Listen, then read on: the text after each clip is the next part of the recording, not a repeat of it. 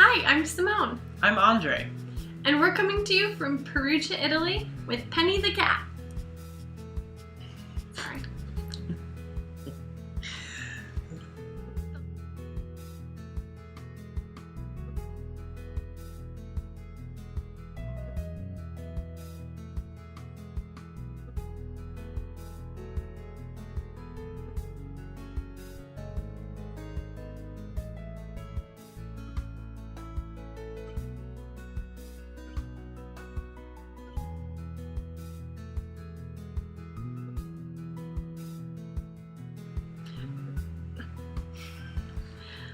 We're in Perugia, Italy, so I can get my master's in piano performance.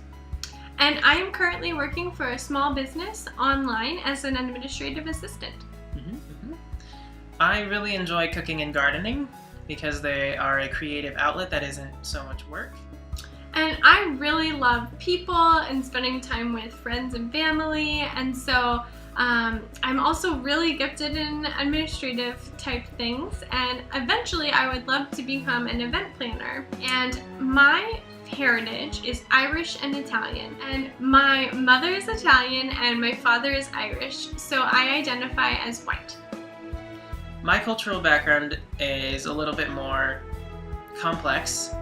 My mom's mom is Hawaiian Filipino. My mom's dad is half Sicilian, half German. My dad's parents are both Creole, and that's a mix of African, French, and Native American. By now, there's not so much a Creole culture, it's become African American culture or Black culture, and that's why I, in part, identify as Black or African American.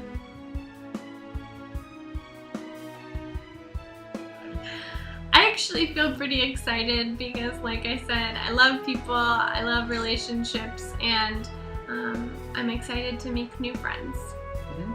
I really like meeting new and interesting people.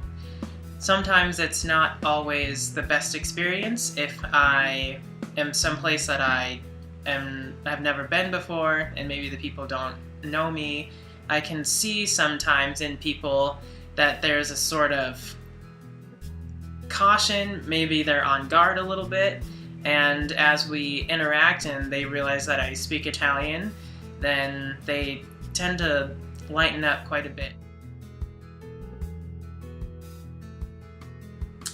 For me, it's actually a really exciting thing because I love learning about André's culture, but I do know that there are some opinions that people have about interracial marriage that are negative. In the United States, it's only been legal to begin an interracial marriage for 50 years.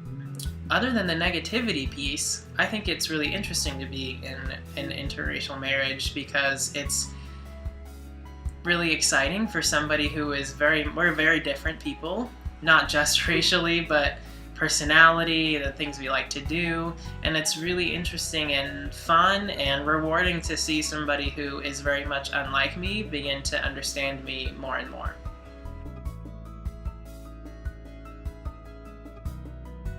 With a lot of Black people, sometimes people will touch their hair, or I've been squeezed a couple of times, not in any inappropriate places, but just because my musculature is different. I've had a couple people squeeze my arms without asking me. I once had one of my students, when I was teaching piano in the US, touch my hair, and I asked him, "Why did you touch my hair?" And he said, "Well, I was just curious what it felt like. It looks so different than mine." And I said, "Well, it is so different than yours, isn't it?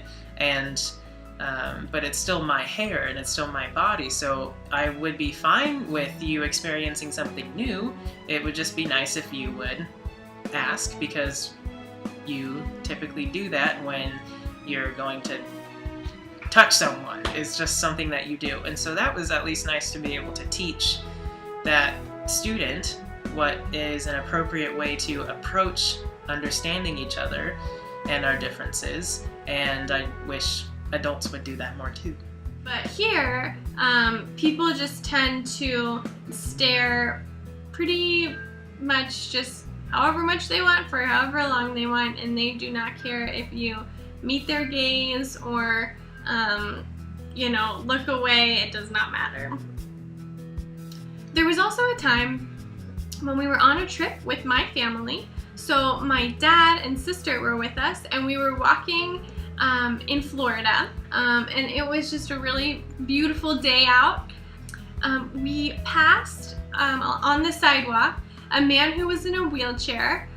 He started screaming at André when André passed in front of him, and he said, "Boy, get your ass out of my face." And he was screaming at him, and I just snapped, and I felt like this racist man is attacking my husband verbally. So I turned around as we're walking and I said, "Shut up." And he said, "Well, he needs to get his ass out of my face." And so I just said, "Move your face." And I kept walking. It was bizarre and really unpleasant and hurtful, honestly. And later that day, as we did find a spot to eat, Simone asked if one of the people walking by could take a picture of us.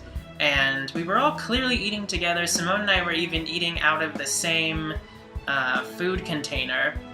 And the person taking the picture said, "Oh, of the three of you?" And Simone said, "No, of the four of us." And the person didn't think that we would be together. Even when we go out to eat at times, just the two of us, we'll often get asked, "Would you like separate checks?" Or if we go to the movies and we'll say, "We'll take 2 tickets to this movie," they'll ask us, "Would you like to pay separately?" And my response is almost always, "I should pay for my wife, but thank you."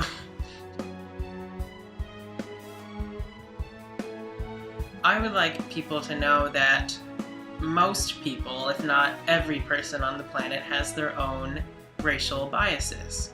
And that it's typically not a they problem, it's an us problem. And it's okay to acknowledge that maybe there are some groups of people or people who might look different than you that you inherently, for whatever reason, don't trust or want to be around. But the fact of the matter is that we're all human, and so we should all be treated fairly. And typically, might be because you don't really even know anything about those people, that people group, or their culture. You might think you have an idea, but you might not really have an idea. Just like how many people think they have an idea of what racism is, but they actually are unaware of the subtle ways that they are contributing to the problem. And it's okay to work through those things. That's part of what life is about. It's important for people to keep growing. And I think that what I want people to know is that it's important to have relationships with people who are different than you, whether that's what they believe or whether that's what they look like. Because the more we are in positive relationships with people who are different than us, then the more we can change and grow and empathize with people when they have struggles that we don't have. Thanks for listening. We enjoyed being able to share a little bit of our lives with you. And ci vediamo alla prossima! Se c'è una prossima, però. Ciao! Buona serata! Buona serata! Grazie! Salutali! Salutali! Ciao ragazzi, ciao! Ciao!